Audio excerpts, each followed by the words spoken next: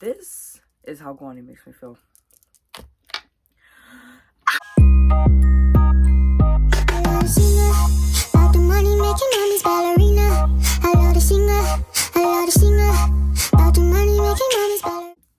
Hey guys, welcome back to my YouTube channel. I am my Renee for those who do not know me yet, and welcome. Hey guys. So it's the finale of Singles Inferno season 3. And I feel like because it's the finale, I have a lot to say. These episodes were so good. Even better than 8 and 9. And those episodes were good. But let me stop talking here. Let's get right into it. Yeah, I feel like this is going to be long because I said a lot. Okay, I'm about to show y'all because it's a freaking lot.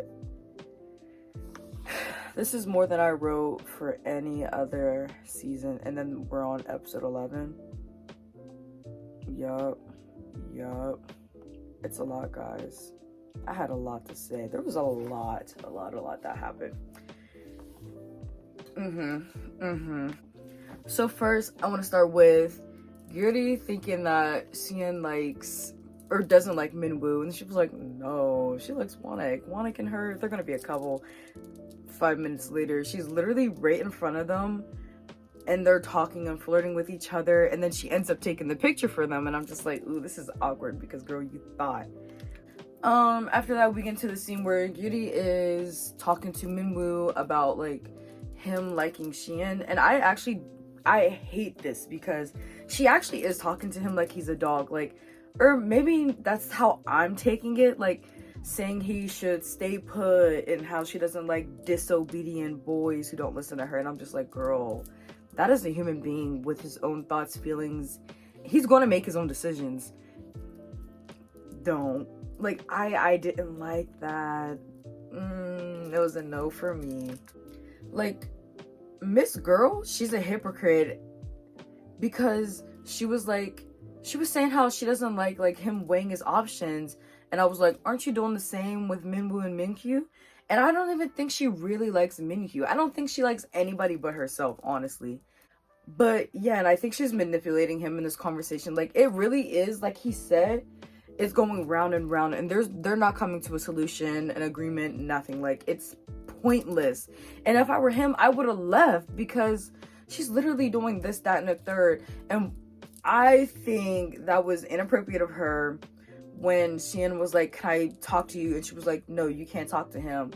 Like, I think that probably made him lose all his feelings because I think that conversation, she was just really mean and nasty. Like, who wants to date a girl that's mean and nasty? Nobody. Honestly, nobody. And I forgot to mention it, but her bringing up Gwani, it's two different situations.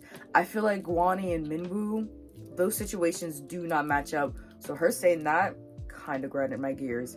But I've never liked this girl. Like, I've been saying since the first video I made, I just haven't liked the girl. Also, I like how everybody goes to Jinsuk and Minyoung for advice. Even though Minyoung's advice sometimes be making me mad. Like, the advice she gave, I can't remember, but it made me a little upset. But that's because I'm watching the situation. They're actually in it. But Jinsuk, I think he's just so good at giving advice. Like, and Minkyu, he does too. Minkyu was a real one. I forgot to add this. Going back to Gyuri and Minwoo, I feel like when she took off that mic pack and said, we're done, you're done talking, you can just go. And he just sat there like, leave. What are you still sitting there for? That's kind of embarrassing that she was literally like, I'm taking this off. Like, you said you're done talking, you can go. He should have left. He should have did exactly what she said. And when we're out the door, like, why are you still sitting there, my guy? Get out of there. It's a hostile situation. I have a clip that I'm going to put after this, but when Minwoo was telling Xian that you're the one for me, and she replied, or no, he said, you're the one for me. And she replied, and you for me? Why am I crying? Because Xian and Minwoo are so cute. Like, Oh my gosh. Like, y'all, do you see the little tear forming in my corners? The absolute water in my eye. Oh my gosh. It was so cute. He said, "You're the one for me." And she said, "And you for us." I want to be in love so bad. I actually cried, and it made me so upset that I'm not in love right now, that nobody at the moment is reciprocating feelings like that to me. I want that, and real bad. The whole scene with Habin and Hajung, that made me mad, because he was saying like he's gonna bare his heart when they get to to paradise, but it. And then, I don't know, Hajung saying, I can actually eat. Like, I don't do anything when I'm eating. Like, I just like to eat. That kind of did make it seem like she didn't want him to say anything. Like, she really did just want to eat. So I was just like, how's he supposed to find out about you? Yeah, if you just want to eat. And then what also made me mad is she was like, don't you have more questions for me? Like, you said you wanted to talk to me when we got here. And he was like, I feel too comfortable to even think about any of that. And I'm just like, bro. But, I think he said that because of the amount of times that she had mentioned Guani's name and their situation. I feel like he probably completely shut down and just didn't care to do all of that. Because every 2 seconds, she mentioned that man's name. It was... Guani this. I picked you because Guani did this to me that day and you asked if I was okay. And then when he asked about the what is it, the lollipops, and she put just the one in the candy. It was just not lollipops, but it's candy. When she put the candy in his thing and he asked, was it meant for Guani, but you gave it to me because that situation, and she said yes. I think that was the moment he shut down and was like, I don't think I'm going to talk. Like, honestly, I'm not the forefront of her mind. I'm just here because Guani's unavailable. I think that was the moment where he was just like, I think that was the true reason he didn't care to get to know her more, because she kept bringing up Guani and because of that candy conversation. Yeah. But anyways, that whole paradise, that was wasted. I hated that. I'm glad they didn't show as much of that because it was unbearable. It was so unbearable. Hard to watch. Also, him at night when he was like, so say this girl likes you and you like her back, and what are you supposed to do? Or what are you supposed to say? And he was just asking like, how do you bear your feelings? Like, Haben, what are you on about? Get your butt back in that bed and just go to sleep, please. We don't want to hear it. Hajung didn't even want to hear it. She went to sleep. I forgot what question Guani asked Hyson, but I think it was like I don't know, but him and his questions. He's always asking a hypothetical question like, can we shut up and just enjoy the moment right here, right now? Like, why does it have to be a question about the past, the future? How do you feel? What do you think if this happened? Like, stop asking so many questions. Like, what is going on? At this moment, I still didn't know who Guani was picking, but when they were eating breakfast and he wiped a little crumb of food off her mouth, I was like, yeah, that's the one for him. Because he didn't do that for anybody else, unless he did and I forgot, but yeah. And then Minkyu, he was playing real big wingman for Minji. He was like, I'm gonna tell him that you were sad about him and that you were all he can think about. Yeah, we're gonna get you your man back. And I was like, Minkyu, please. Like, what a good friend, what a good person, what a good wingman, but let it be. You don't want to be in this. But he did add himself, and we'll get to that. The helicopter ride was awkward yet again, because Guani was like, don't talk to me, whatever. I think because he thought, like, yesterday on the helicopter ride that she was just talking, after he didn't respond to her, she was talking close to Minkyu. I think that's why he was like, don't talk to me, and lean on his shoulder.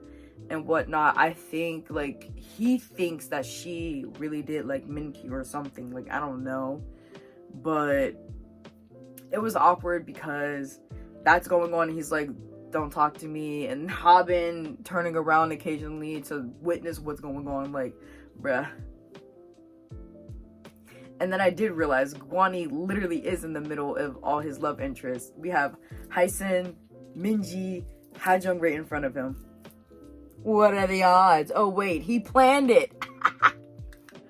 And Haben made me mad because he was saying like when they were in Inferno, he said, yeah, me and Hajung talked a lot. Like, shut up, y'all didn't talk at all. Actually, she told you to shut up while you were eating. And he didn't want to bear his feelings that he said he was gonna bear, but whatever. Whatever. I remember, I think Xian and Min were Xian was talking to Hyesen and Minji about Minwoo, and she was like, yeah, I like how he really just doesn't play around with my heart and my feelings. Like, he knows what he wants. I hope Minji or Hyesen did not say they like guys who don't play games, because baby, do I have a word to say to you? Let's be for real. Guani's playing everybody, wasting a lot of time, might I add, a lot of people's time that they could have started talking to somebody else, but that's another thing. And then we end that episode with them going to the beach. And of course, you already know who I'm going to mention. Guani, man of the hour. I hate that he was so playful and flirty with Hyesen. Turns around the next minute and is doing the same thing with Minji, giving her his shoes, playing with her in the ocean. And Hyesen is just watching it all, just like Minji was watching everything before. And I'm just like, bruh, this guy stinks.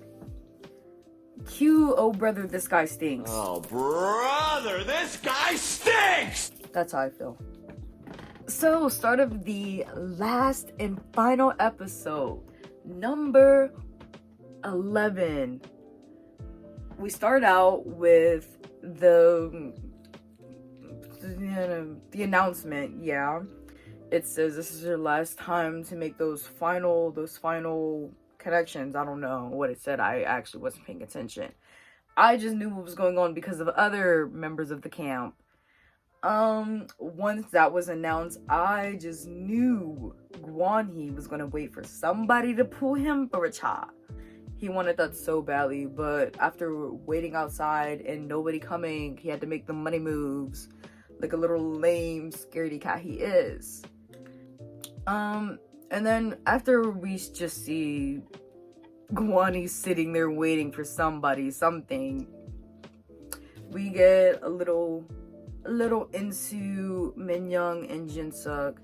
I think, it's things like this where like they feel like a couple, but then it doesn't. It just feels like Jinsuk is just accepting her at this point, because like what else is he gonna do? But I feel like it feels that way because we don't see a lot of what goes on between them, like behind the scenes. Like they probably do have more meaningful conversations and they're always with each other, but we don't get a lot of that, and I wish we did, because I feel like I wouldn't be thinking this right now, that he's just settling for her if we did. Also, the conversation between Guanhee and Hajung, and I think Minyoung and Jinsuk were there during it, but Guanhee was like, what is one thing you think about me? Whatever.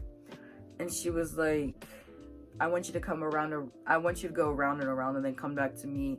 And then when she asked the question back to him and he says, I loved you once. That was heart-wrenching. I'm not her and I felt that heartbreak. Ooh. But like, she knew what it was, but I feel like she's just gonna keep getting her heart broke because she's not gonna give up. That's just her personality. But it's so sad to watch because throughout the episodes, I've actually grown to like Hajung a lot. Yeah, and I did not like her when I first met her, but I actually adore her. And then we get to the scene where Hyson and Minji are waiting for him to pull one or the other. But I just know, like, Gwani isn't going to pull one or the other in front of the other. No. He also likes when girls make the first move, so they can wait all they want. He was never going to get in there. He was never going to go see one of them. Yeah, I don't even know why they thought he would. We could have went this whole... If he didn't ask Minwoo to go in there and do something... No, none of them would have talked. We would have went to the bonfire and they'd finally be talking. One of them, any of them, I don't know. I once again said, Gwani really makes me mad because he's talking to Minji and he's like, I didn't know you liked me. I think out of everyone on that island, Minji and Hajung were the most, like, were the people who literally in everyone's faces told everyone who they like. Like, I think they were the most transparent about who they liked.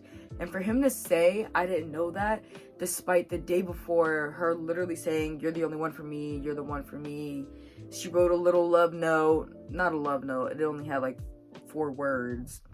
But like she literally has admitted her feelings so many times to him just for him to say, I didn't know your feelings towards me. That was like a slap in the face, for real.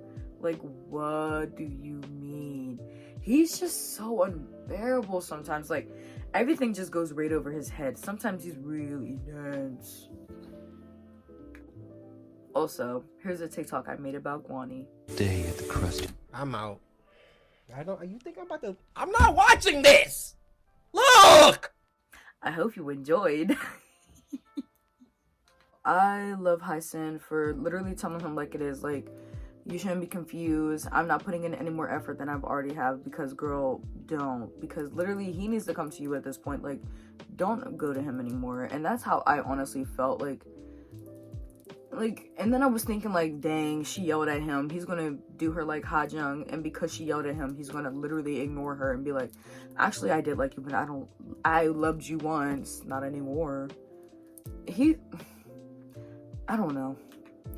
And then at this time of playfulness and unseriousness, I was so mad that, of course, the question had to come up again to Gwani. Who do you like more? Have you made your decision? Like, why would someone ask that serious question in an unserious time? Again! Again! Again! And then he turns around and asks the most annoying question back to Hyson about what was the moment you would go back to. And I think we all knew that he wanted her to say she would have never picked Wanik, which we knew she wasn't going to say that. But she just said the first day, and the commenters were right. That does leave it up for a lot of interpretation. Like, wishes she never went his route, wishes they can redo Inferno. Or not Inferno, but Paradise. Or it just leaves a lot of room up for, like, interpretation. For real. And then at this moment, when she said that nobody makes her heart flutter, I was like, ooh, I think that's the end for them. But then he cried when she started crying. Nobody else was crying but those two. And I was like, there's something there. There is something there. Because I don't know, when I see people that I love / like cry, I get emotional. So that's what I think was happening at that moment. Like, they were connecting cries. When he had that conversation with Hyson, it did feel like a final goodbye. I just want to note that, because he was saying, like, my final words to you. I couldn't tell if he meant for the night or forever, for the rest of your life. But then he was like, you're the kindest person I know, and you're such a good person. And I was like, oh. And then in the morning, he had a very undecided stroll on the beach, because that stroll, that was a very undecided, still questioning my decision stroll. So before we get into like the actual what happened, like who's matched up, here are my final predictions, and they're basically right. So I have Wanek, nobody, Habin, nobody, Hajung, nobody. So for Yuri, I have nobody, or Minkyu. I just have this feeling that I had at this moment that she was just gonna go by herself, because like the person she wants that really makes her feel butterflies doesn't want her back, and Minkyu is so comfortable and doesn't give her like nervous butterflies. So I just really did not think she was gonna pick him, but then I thought she would, because she did have like this moment where she was like, oh, he's so nice and always so thoughtful, yada yada yada, and he's always there for me, like he picks me always, whatever, I don't know. I have Shin and Minwoo, of course. Junsuk and Minyoung, of course, no surprise there. And then Gwani, I said I think Minji, but I want it to be Hysun. Like, my head is saying Minji, but my heart is saying Hysun. And I think it's the same for him. Because he's like, oh, his head, Minji is so close to my type, his heart. With Hysun, I can just see, like, dating and marriage and the future of us. Head and heart, of course. Yeah, keep that in mind. Keep head and heart in mind. And then Decision Day being different than what it is like the seasons before, I was shocked. I don't know if I liked it that much. I think I just like the drama of them walking past people, or them stopping and being like, thank you for giving me your time, and then shooting past them to go to the person they actually want. There was drama in that. There was anticipation, dare I say. But there was also a lot of walking, and I'm pretty sure nobody wanted to take that walk. But anyways, let's get into the decisions. Minyoung and Jinsuk, no surprise really there. It's so funny when Jinsuk reminds himself, oh wait, I'm supposed to be the cool guy. Because look how fast he changes. 진석이 입 찢어지겠네.